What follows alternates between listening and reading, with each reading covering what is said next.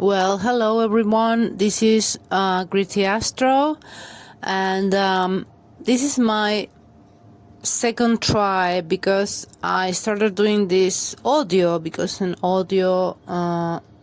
because I do not have video equipment. So yes, and I cannot go live from my phone because I need 100 subscribers before I can do that. So I cannot go live. So what I have to do is I have to record like a podcast format thing, and then I upload it with a picture to YouTube. So that's the stories. And this is my second try because today I was,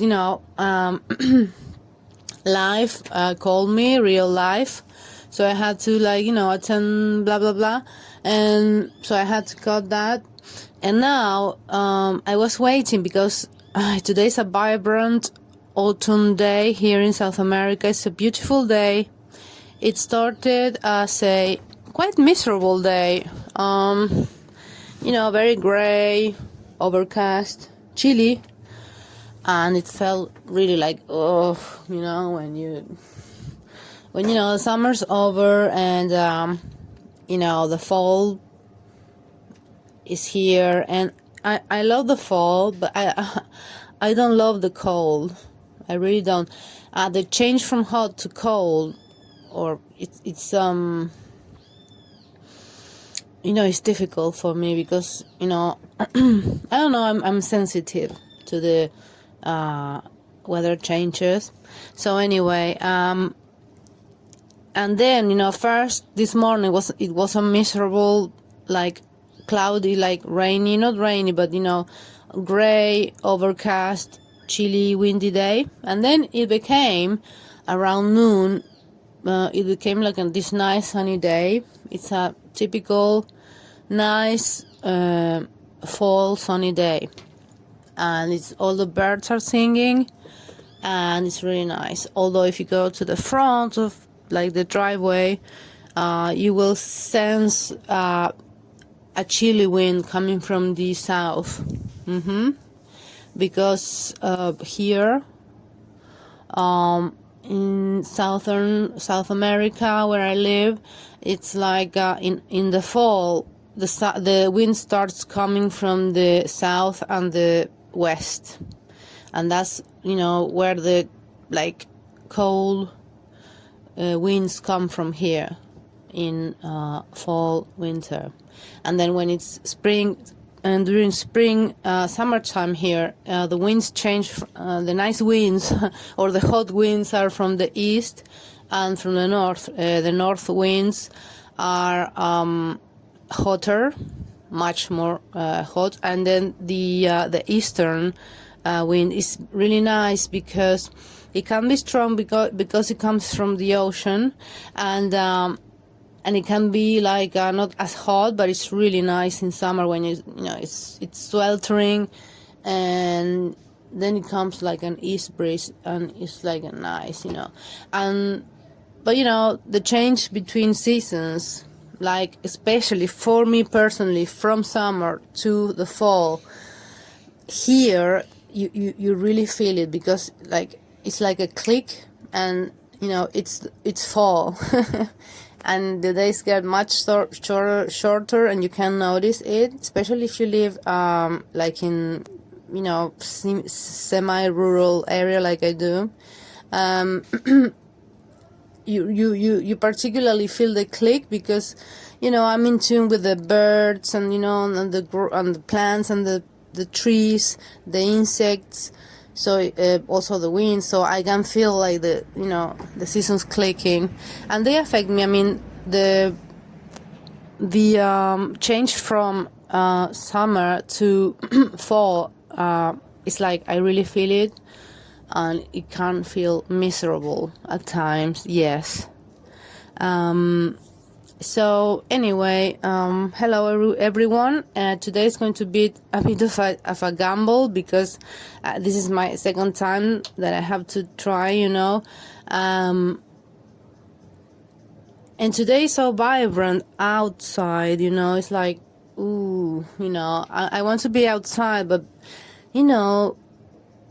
my next door neighbor brought the tree man, which is the man who prunes the trees for the winter or whatever, and he's with the chainsaw, and it's like, oh my god, it's such a big noise. And I said, oh god. I mean, when I was going to start recording, this guy comes up and starts with a chainsaw, like he's fucking Jason, so yes. And now he stopped for a little bit. Maybe he just went to lunch or something. So I said, yes, Gritty, this is your chance. Take it. So I did. So today, like you can tell by now, it's going to be a bit of a waffle. And lots of people don't care for waffles. They don't like people waffling. And, normally I don't either, because I like people to get to the point. But, today I don't think that's going to be one of those days. I'm just chilling out, it's a nice day. And I feel like talking, and maybe this is going to be a channel about waffles, waffling. And then, every now and then, just, like a poignant video about something specific, because,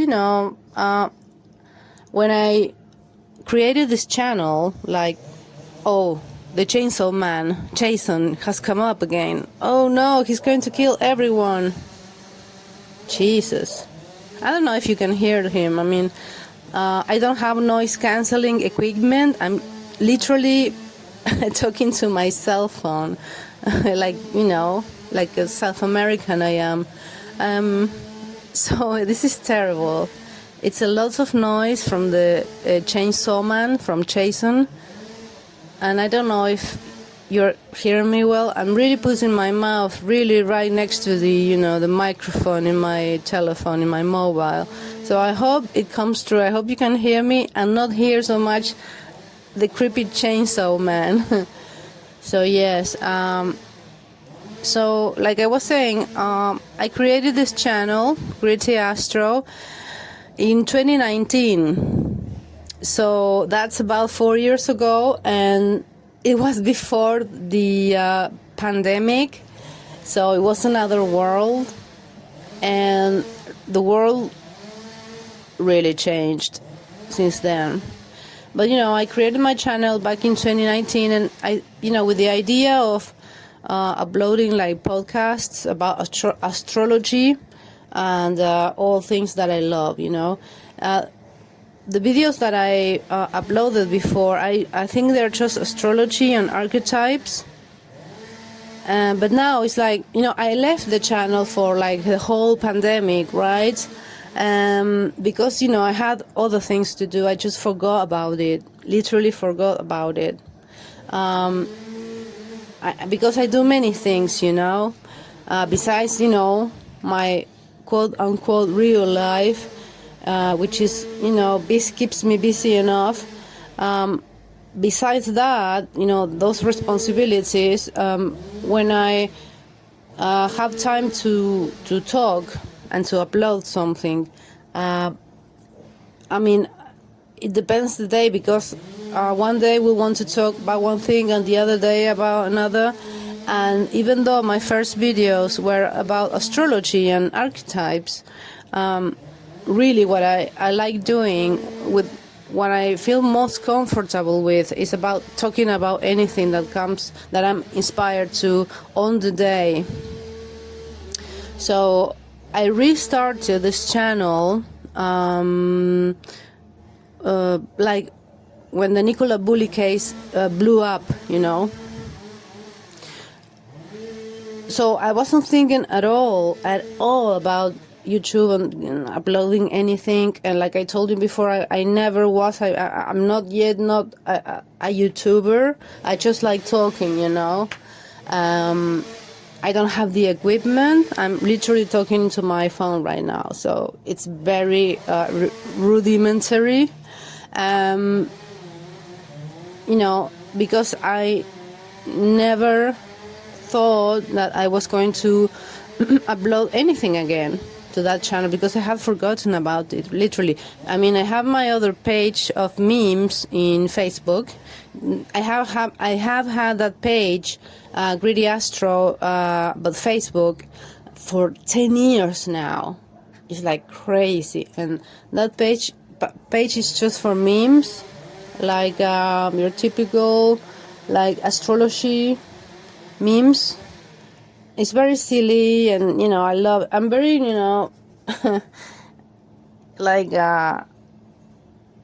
like a old fashioned kind of gal. I love memes, and I have a meme Facebook page, from 2013 or something, so it's quite traditional in the modern, literally these days sense, but I think it's been my thing like since a decade ago. I love memes, and I have this silly Facebook page of astrology related memes, like for fun, just for fun.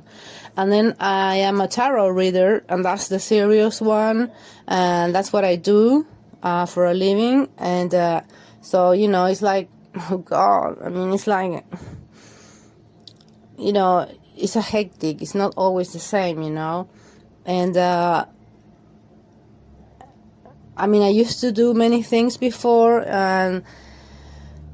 but now, I mean, like a decade on, from 2013 to now, I have become a tarot reader, and I love it, I really love it. It's not the only thing I love many things, and I'm passionate about tarot, astrology, symbols, psychology, thinking outside the box. I love religion, philosophy, art, true crime, archetypes. I mean, I love so many things that, yeah. Here in YouTube, I think what I want to do is just talk about what I want, waffle on, and when I have something specific, like, the things you saw in my Nicola Bulley videos, that will be somewhat specific.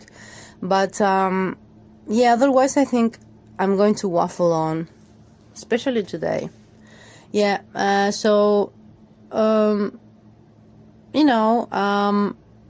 I don't know what I'm going to do. I'm not sure if I'm going to continue this channel,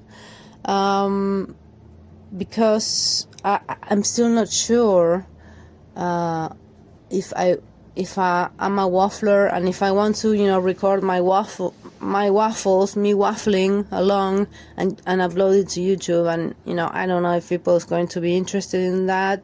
I don't know, probably not. So yeah.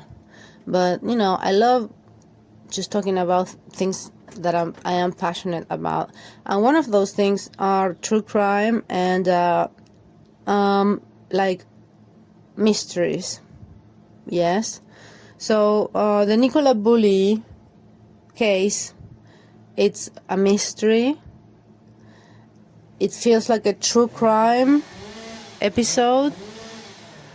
It has all the ingredients of an Agatha Christie mystery book. So it has all the characters. It's very theatrical, like I said before, and it has many red flags. Dodgy characters, confused narratives, like it just doesn't make sense. Contradictions. Like ghost witnesses, secrecy from the police, from the family, and the friends. So yeah, it's very weird.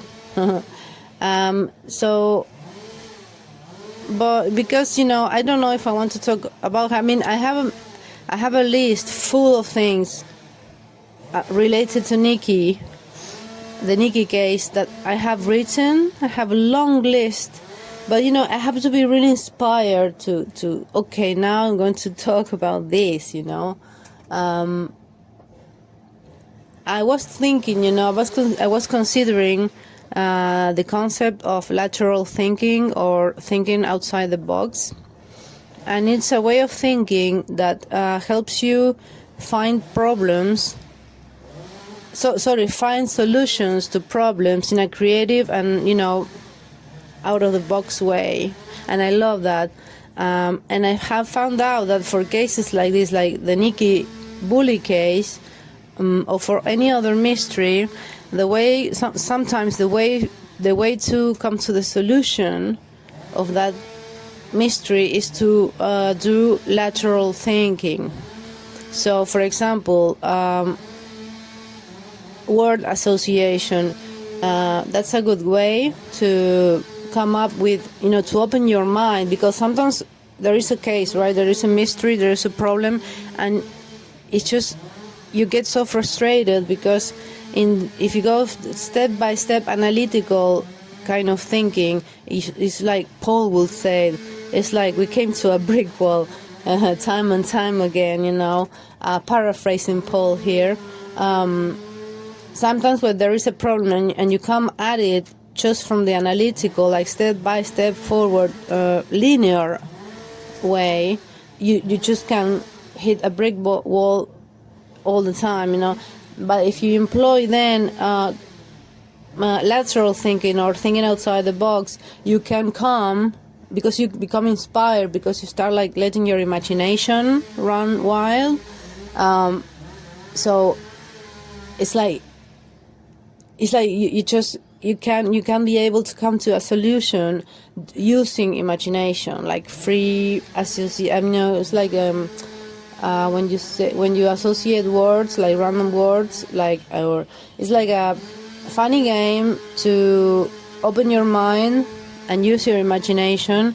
And it's also interesting because of what when I told myself, okay, let's do this like with what is one of the names that stand out the most in this Nikki case? Well, it's the river Wire. And I thought Wire, always the name Wire, caught my imagination, caught my attention. Maybe because I'm not from England, but Wire, it's like. And then I thought, okay, I'm going to do a little bit of lateral thinking on this. And so I said, okay, wire, as in wearing a wire, like, the great television series, The Wire. And that equals like The Wire, i.e. being investigated, under surveillance, and espionage, and spies, stalkers, because people that are stalking you from, they're spying on you, they're stalking you. Like, when police put a wire on someone, they are stalking that person, that alleged criminal. So it's like river wire as in, wearing a wire. The Wire, like, the popular TV series, which amazing TV series, and being under surveillance, being spied on, espionage, stalkers, being watched, being observed, like being watched, like a prey watching a like a prey stalking his victim. Okay, so see, and that's just from the river Wire. I came to, like, it's like you start opening up your mind, and all this it could be biased, yes, because the mind tends to go where your own bias is. It's natural, but at the same time it's creative, even though that might not be the way. Like I went from river wire to stalker, a prey, as in Nikki and somebody is the stalker and the prey, or the prey and the stalker. And so that's what I got from River Wire.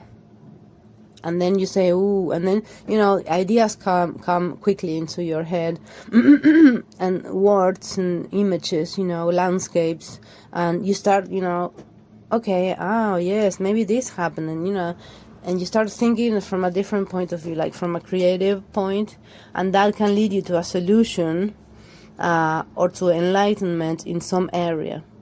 Even if it's not in the case of Nikki, in some other area of your life, or some other crime, or some other thing. I mean, because your mind starts thinking in a lateral way. It's like, in the out roads, in the back roads, not in the main road, not in the main narrative.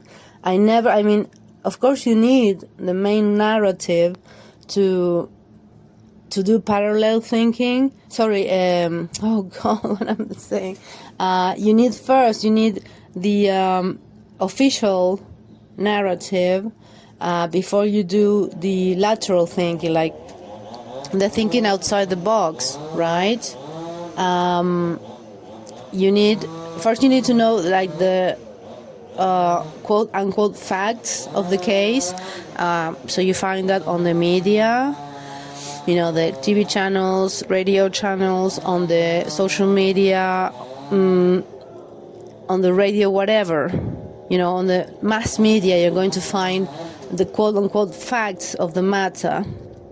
That's the official narrative. I.e., in Nicola Bulley's case, the official narrative, where did it come from? It came from the police, from Paul, from Emma, from, all the other interviewees, the friends and the policewoman and, the passerbys and the witnesses, and the, and from that, articles were written, in the papers and, the online news portals, on TV channels, but it all came from that, from the police and the, and the family and the friends and the passerbys and the witnesses, right? So that's the main narrative. That's the official story. But to every official story, there is an unofficial or many unofficial stories behind. What I'm on about, what I like, what I'm interested in is learning the official narrative, and then look at the characters and their narratives, and then look at that from a lateral point. Like, it's like you start,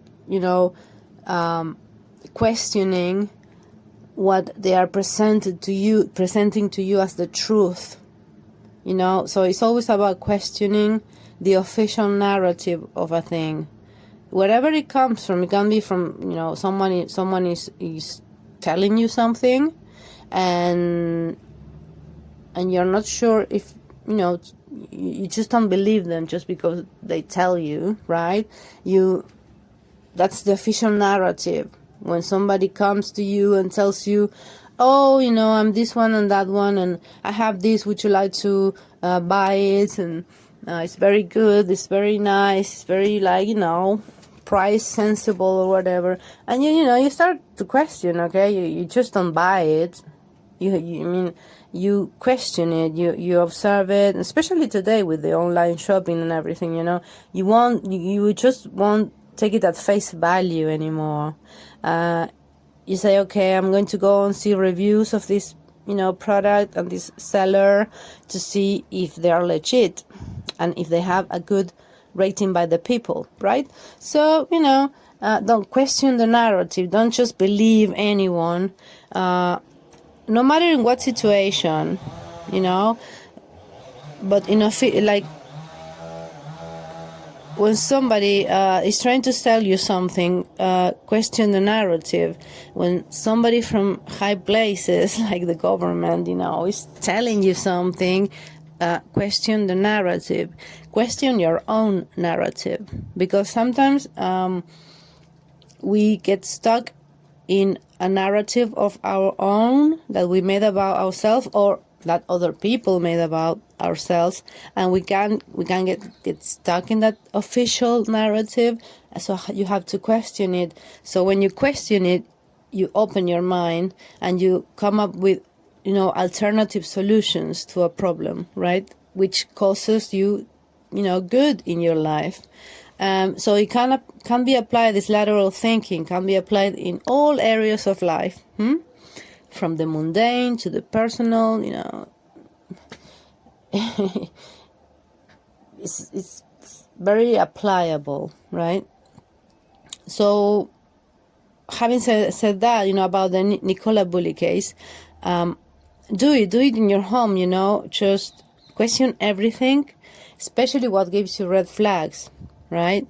And question it. And what I do is I write down keywords that come up, that flare up for me, and I will go, okay, this keyword, what does this keyword remind me of? What does this word suggest me? And I just go from there. Okay, so sorry, a minute. Sorry, I had to pause the video because the Jason, the chainsaw man, was really banging it. So oh dear.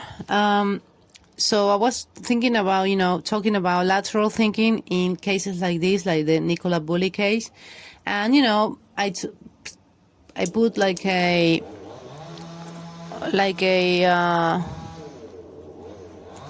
sorry.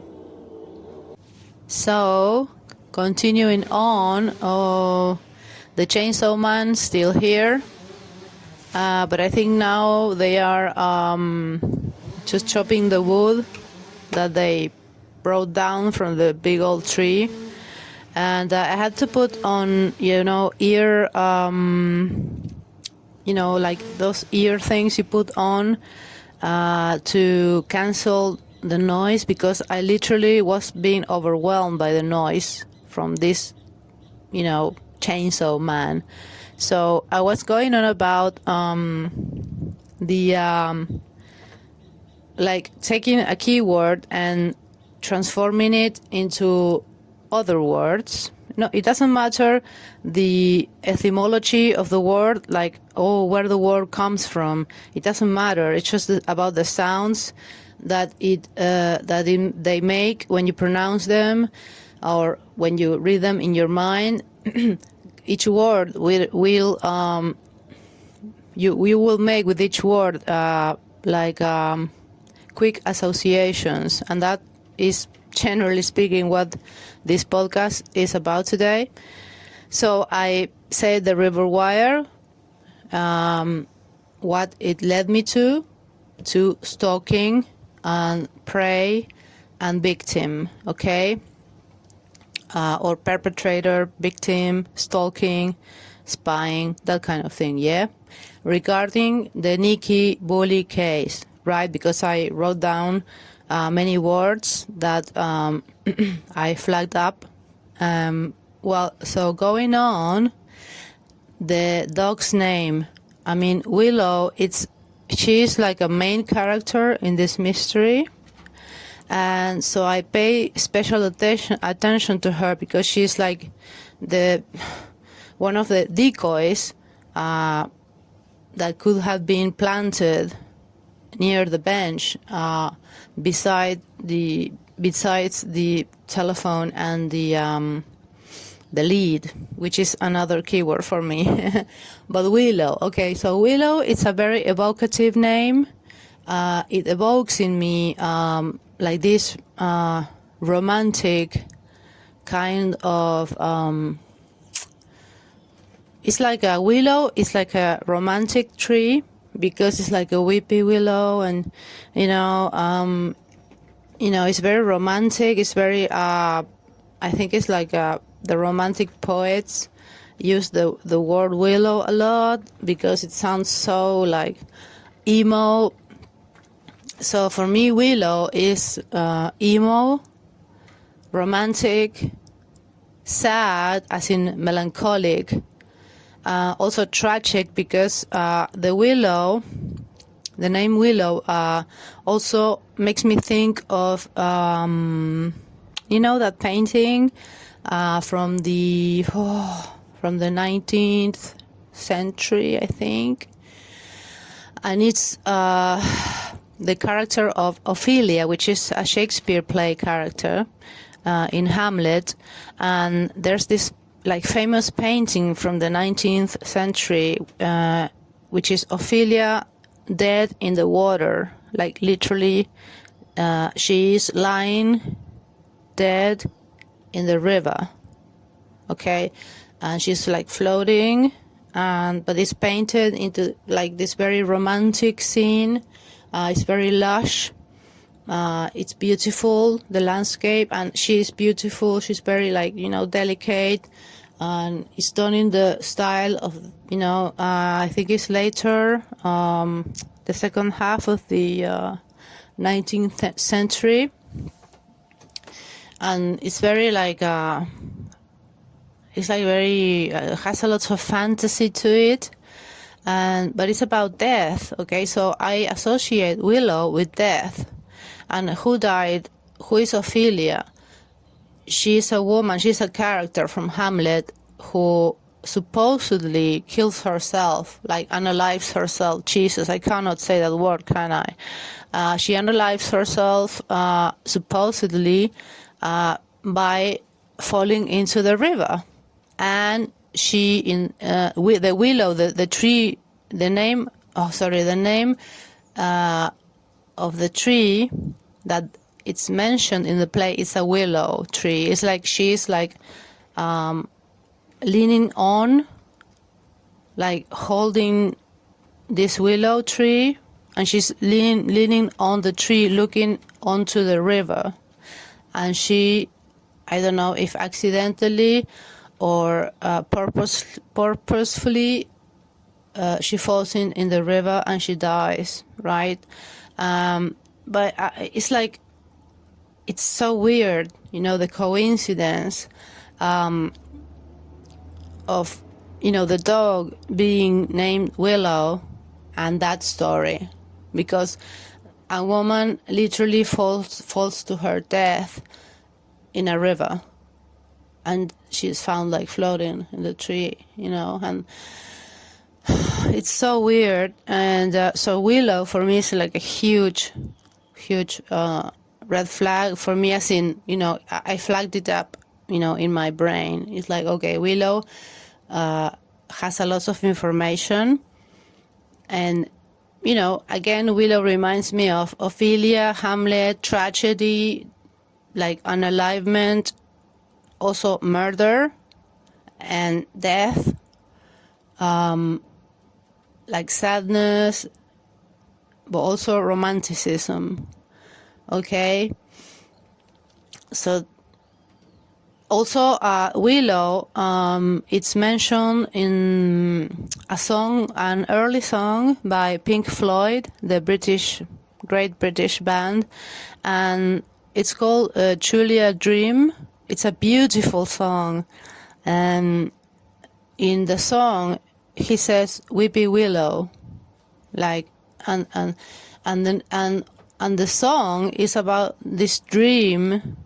Dream is a big word in the Nicola Bulley case, and this girl is having this dream, and the dream is the song, okay, and it's amazing. I mean, look it up on YouTube.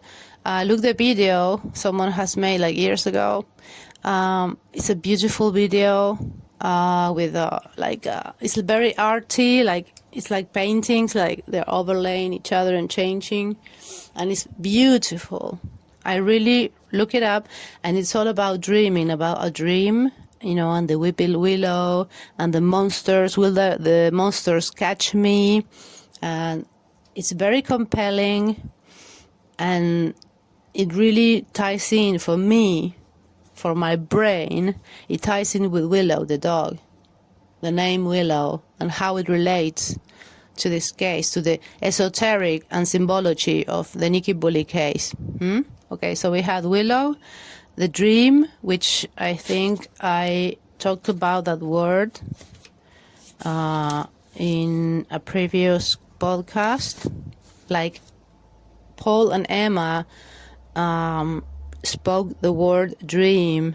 Okay, like it's like a dream, and she is the stuff that dreams are made of. Oh, it's so romantic. Like, what? So it's a tragedy, and they're talking about dreams, instead of nightmares. So yeah, and tragedy instead of niceness. So anyway, the word dream is also like a very important keyword for me in this case. As I said before, because, dream, Paul and Emma saying it's like a dream,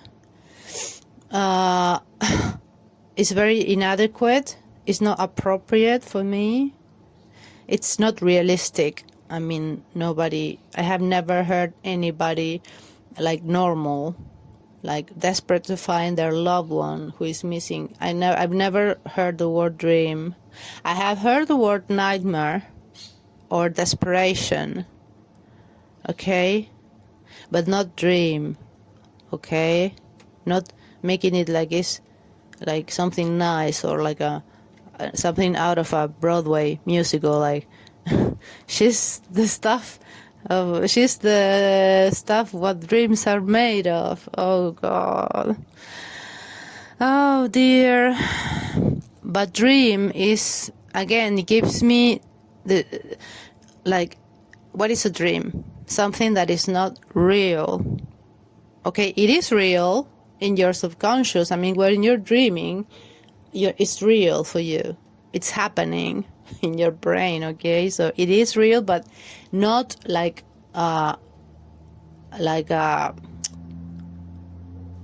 in an awakened state real, okay?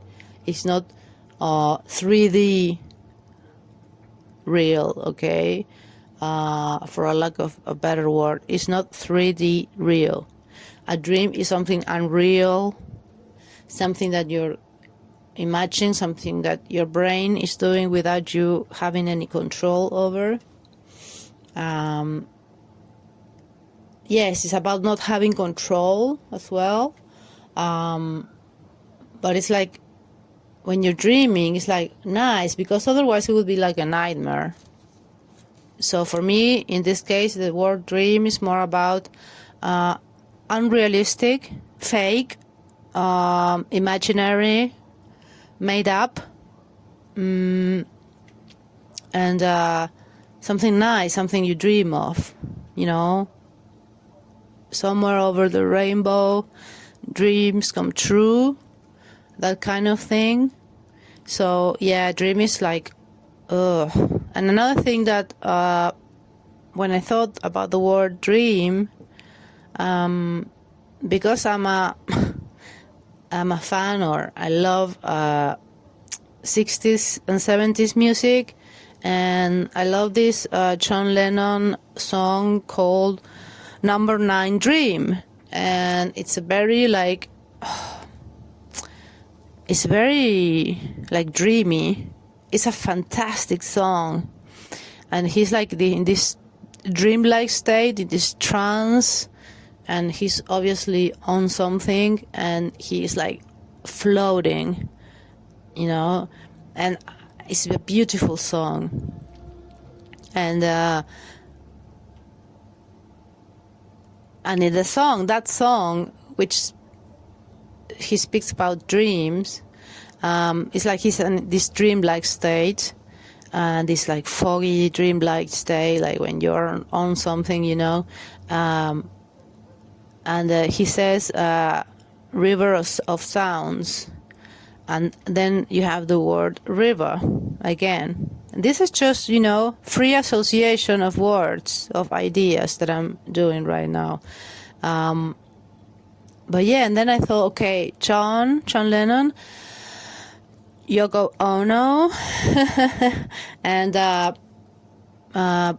her first wife, Cynthia Lennon, and how Yoko was an interloper in their relationship. He cheated on his wife with Yoko, and for a long time, and then he got divorced, and he really treated Cynthia really bad. He was an asshole, but he made fantastic music. But in those first years, he was an asshole, and he was an asshole to his wife, and he ran off with his lover. Okay, so then I have that connection as well. Dream, number 9, Dream, John Lennon, Yoko Ono, Cynthia Lennon, and the betrayal. Okay, the betrayal of trust. And John ends up with Yoko, but then he's murdered by a fan, or by he used to be a fan of the Beatles and of John Lennon, I think. And it's so it's dodgy. Okay, it's so there's tragedy again. There's betrayal, there's cheating, and there's tragedy. There's a death. Okay, so that's what I get from. I get a lot more from the word dream, but that's the main ones that I developed during these days. So we have willow, dream, wire, as in river wire. And then we have, for example, yes, the word roller coaster, which is a word that Emma employed in one of her interviews. I'm not sure Paul, but yeah, Emma definitely. And she used or was it Paul and Emma? I don't remember. You correct me if you remember. Just please tell me. And they say, or she said, like, it's been like a roller coaster.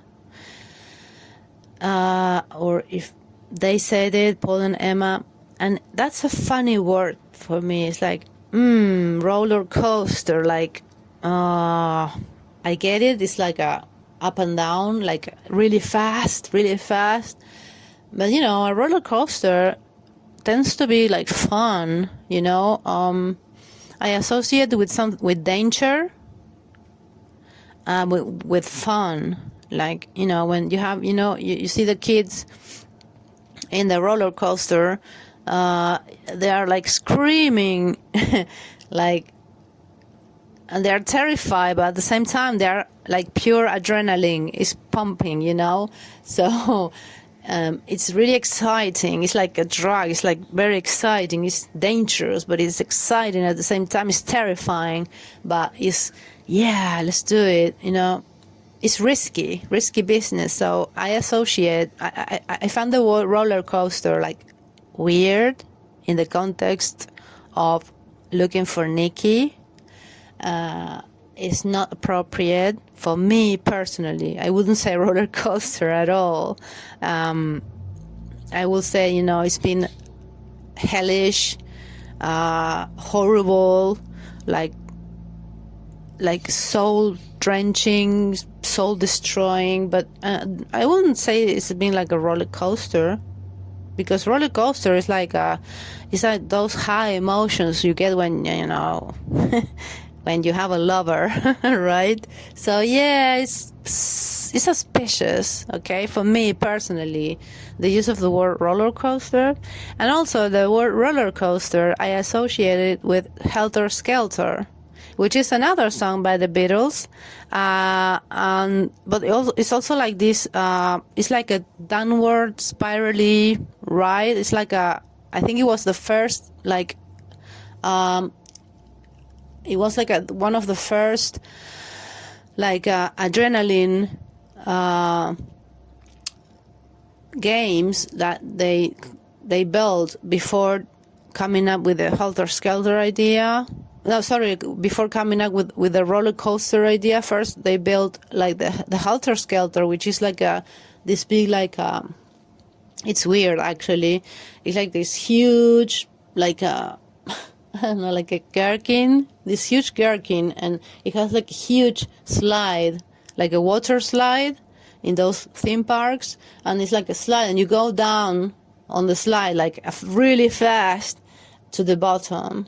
Okay, so I think that was first. They came out with that, and then they came out with the roller coaster. So roller coaster is actually, is like the second version of the original helter-skelter, from what I have read yesterday, last night. Okay, so roller coaster, high emotions, like exciting, and very adrenalinic and dangerous, but I love it, and I associate it with that. It's like, whoa. And then Helter Skelter, associated with Helter Skelter, which is the song by the Beatles, and also again like danger. And also Helter Skelter reminds me of the Mason family. Okay, Charles Manson, Charles Manson, the Manson family.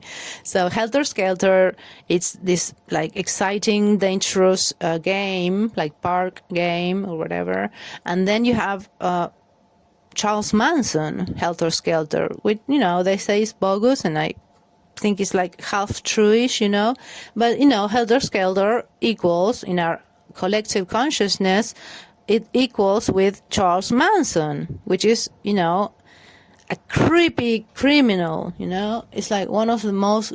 It's like I mean, what did he do? He manipulated everyone for his gain, for his crazy gain. He was like, he's a very complex, I find him very complex personality, Charles Manson.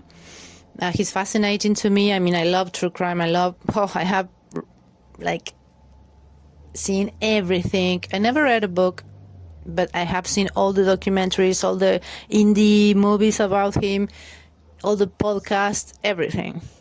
I find the Manson family very, very horrible and fascinating. From many points of view, okay?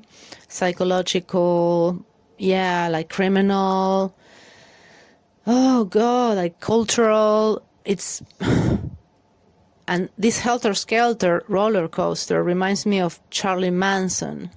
So that's not good. It's about manipulation, about gaslighting. It's about violence, because he used to slap the girls around, among other things, So it's about someone who hates women. It's like it's like a pimp, He was basically like a pimp in some ways. He pimped his women out, So his girls were his prostitutes, and there were means to an end. He was an asshole to women, and so and then I think, which are the characters here in the Nicola Bulley case? So you see, it's like you come up with all these ideas, and I'm not saying that's the truth, because I don't know what happened. Will we ever know what happened really there that day? But we can speculate, because this case is so fishy. So so the last one was roller coaster. And I already spoke about scenario, which for me is like stage theater. And let me see if there's another with many more, but also like the kissing gate is like a weird word for me. Like, why? The kissing gate is mentioned. It's like also like it's not a main character, but it has like a secondary character, and it's like the kissing gate, because that's like a key place. I mean, did she go through the kissing gate and left Willow behind? Or somebody came from the kissing gate, or from, the sideways, from the kissing gate, and did something to her. I'm not sure anything happened there. I'm not sure that anything happened by the bench to Nicola. But the kissing gate, like the decoys and the willow and the river, they are main words in this story. And kissing gate is like a secondary character, but it always struck me as interesting because maybe it's because I'm South American, I speak in Spanish. So kissing gate for me is like, okay, is that a gate where you kiss? How does that work? Why is it called kissing gate? It's because the two gates have to touch themselves, each other, before you're allowed to go. Is it like an old game, like you have to kiss somebody before you went through that door? I mean, through that gate. I mean, what does it mean? Somebody, please, if you are there listening to me and you're from England, tell me why that gate is called the kissing gate. It's like, who do you have to kiss to get through that gate, right?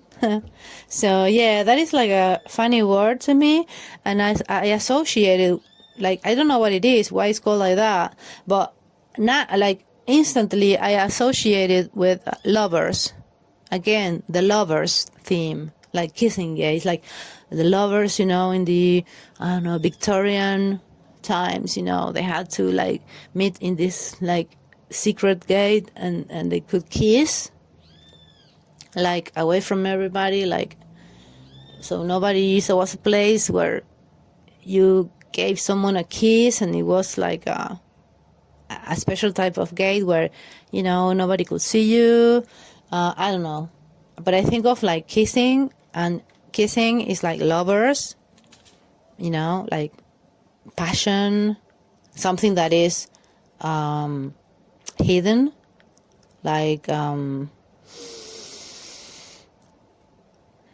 something like when two people are married and they're having an affair, or like an illicit relationship, like in the Victorian times when two young lovers couldn't be together for whatever reason, and they're kissed by the kissing gate, and there were trees and shrubbery, and nobody could see you. It's like a very romantic for me as well. It's like, again, this romantic theme of this beautiful, like romantic countryside village with a river and a bench and a kissing gate and willow and dreamy, but it's actually bubbling with horrible things beneath it, that's the feeling I get. So yeah, what do you think, guys? I hope, if anybody's listening to this up to this point, I've been waffling for 53 minutes, so yeah. What do you think, guys? If you have reached this point in the podcast, what do you think? What is a kissing gate? Really, why is it called that? What do you think about the keywords? What do you think happened to Nicola? No, it's like one of those witnesses who said, everybody's like, Paul and Emma is like never said what happened to Nicola. It's like Nicola doesn't exist, and Nicola is this wonderful person, and it's like, but they don't really speak about her. They speak in like silly terms. And then you have the friends of Nikki who are more like open, maybe because they're not playing a big role in the mystery. So they are more candid, maybe, perhaps. But you can see that the friends that are interviewed are also very guarded. They are very guarded. It's like, do not speak, It's really creepy. Really, it's like, it's, what it reminds me? Here in South America, there's a lot of criminal gangs, like drug gangs and drug lords or whatever, and people are dying every day because in shootings, like payback shootings and things like that. And where I live is one of the most peaceful places in South America, but it's still, they are here, there are criminal gangs all over South America and all over England too, all over Great Britain too. So yeah, but here is more open. It's like you can see, you can literally know, okay, yes, there lives a drug lord, and I know that because, I just know that my culture, okay? That's a drug lord. If I go to another place, another barrio, another city, like town, it's like, okay, those are the pushers, the ones who push the drugs in the streets, like, the corner boys. And, they will shoot you. I mean, not you, but they will shoot their enemies. And, it's like every day somebody turns up dead by shooting in a ditch. And this drugs gang related. So, yeah. And then, and the people who live next to those people in those areas, they are very hushed. It's like, hush, hush. We don't talk about this, because if you talk about that, the drug lord is going to know, and the lieutenant and the sergeant of the drug lord, they're going to know. They're going to whack you, okay? They're going to burn your house down. So, yeah, I mean, it's not a joke. Drugs, criminals, they are no joke. And, it's a very, like, big thing here in South America. So, yeah, it's like that. And people who live around those people, they have to be like, they can't speak freely, because if they do speak freely, they are dead.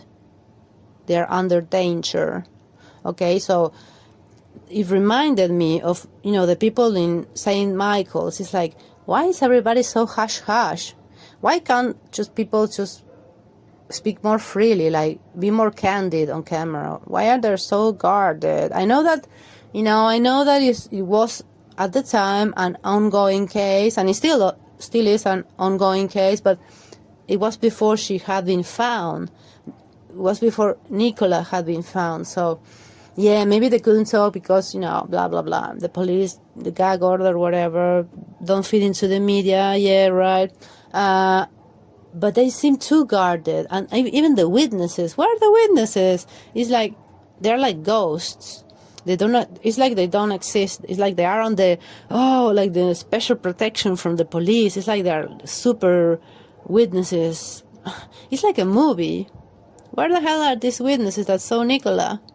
Why are they so, like, non-existent?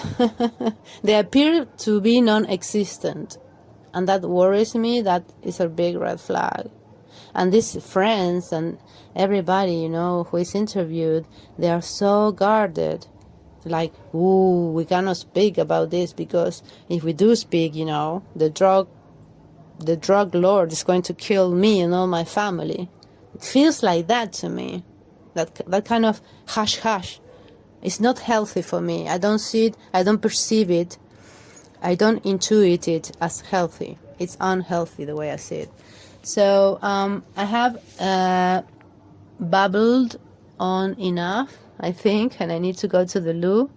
Oh, I'm a woman, and, I can't sit through like an hour nonstop talking without going to the loo. And because I drink a lot of water, I'm always drinking water. So, yeah, I like to stay hydrated, and I love water. So that means I have to go to the bathroom more often, right? Oh dear. But those are just some of the words that I just picked up from my list and waffled on about this mystery, which is the case of Nicola Bulley. And the divers went again, like days ago, they went to the river again, police divers or something, and it's like, whoa, what are they doing there? I mean, are they being pressured by the social media to do their jobs? I hope so, because I have a feeling that if it wasn't for the social media, we evil people, they wouldn't have done anything more. I mean, imagine if no one had said a word in the social media, if this case hadn't been talked about, if it had gone under the radar, like many cases go, I mean, would they have bothered to go back to the river? What do you think about that? Because I had the feeling that it's because the social media have spoken up and continue to speak up. And so I think the authorities are under great pressure to show they are investigating. I think it's more like a show. I think I have this cynical. I know I'm cynical sometimes, but I have this cynical feeling that the police are just there just to show, oh yes, look, we are working. We are listening to the people. Well, you social media assholes, shut up. We know what we're doing. Look, we are looking for things in the river. We are hard workers. We want this case to be resolved. It's just bluffing to me. I mean, I might be wrong, 100% wrong, but that's how it feels to me. That is what my first perception is. They're bluffing. They're going to the river and they're just, yeah. I mean, were they really looking there? I mean, because I don't know. I really don't know. I mean, it was reported in the media afterwards, after the social media spoke about the divers. Because, I mean, actually, a YouTuber got the footage, and she was the one to break it as news in the social media. And so then the mass media picked that up and said, oh, we have to, churn out some news here, some views. Because, yes, the police were there, so we have to report it. It's like, okay. But, the one who reported it was a YouTuber. I think her name is Maria. So, Maria, thanks for uploading that media, that footage. It's good because it pressures the police and the authorities to do a good job. Although, who knows, if they're going to really look into this case, right? I don't know. I'm very cynical when it comes to the authorities, Yeah.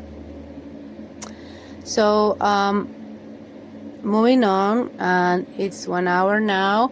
So, I wanted to thank you guys for the views and the likes and the comments and the emails, because I received some emails from you with interesting information.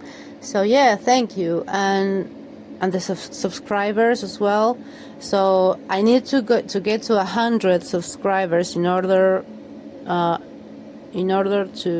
for me to be able to go live, stream live from my mobile phone. Yeah, so if you like this waffling and this fascinating information, subscribe, like, comment. I love the comments. 99% of all the comments I have received have been wonderful and respectful, and just the 1% has been hateful and bad and evil and just childish, people who leave you personal attacks. I understand the troll nature. I know trolls. I'm a friend with a big time troll. He's my best friend, so I know what trolls are, and I mean, I know them, so it's I just report them, I don't allow any personal attacks to me or to anybody in my channel. So that's, you know, just, you know, don't be hateful, don't be childish, don't be like a, you know, it's like these people have like infant brain, like they're like, their brains are undeveloped. If they have to come to a stranger's channel to leave us like what review is with a personal attack when they actually don't know anything about me, I mean, it's like they really have an undeveloped brain. Yes, they have a lack there. There's an absence. There's a lack in the troll. And one of my best friends is a big time, used to be. I mean, now he's like older, so he's doesn't troll as much as he used to. But I mean, in his heyday, he was this big internet troll. He wasn't one of the worst, like super malicious, like hurting people, but I mean, he did made some big mistakes, you know. So I know how trolls work, and I know why they are trolls. You know, even though he's one of my best friends, I love him, he has these lackings in his personality and his development. Bless him. He knows that I know that. I mean, he knows that I think that. I mean, we are very candid with each other. But yeah, I know how trolls work, so don't bother, please. So thank you, everyone who is listening to this point. If you're listening up to this point and are still entertained, wow, thank you. You are really special. You are one of a kind, because, you know, you really have to be one of a kind to, like, come up to this point, hearing me, listening to me waffle. So yeah, please subscribe if you want to, and comment and whatever hit like, and yeah, email me, give me ideas, whatever you wish. And if you want to support me, like support my channel, I created this coffee thing, which I love. I've had it, like, I used to use coffee for another thing, and then I'm using like a new coffee for this thing, and it's in the thumbnail. So just go to the thumbnail and you will see my username, which is not GrittyAstro, because it's just my other username. So yeah, if you want to support me, you can do so by just going there and tipping me or whatever, you know. I'm thankful anyway if you have listened to up to this point. So yeah, like Truman, like the Truman Show, you know, Truman in the Truman Show said, if I don't see you, have a good afternoon, a good evening, and a good night. Yeah, Paul. The Truman Show. It's Paul's favorite movie. Yeah. Which is a big rabbit hole in itself, right? I mean, it's interesting because I love The Truman Show. It's a fantastic movie. It's like a ahead of its times movie. Yeah, but yeah, it's like we're in The Truman Show. Yeah. Okay, so God bless you all and talk soon. Bye.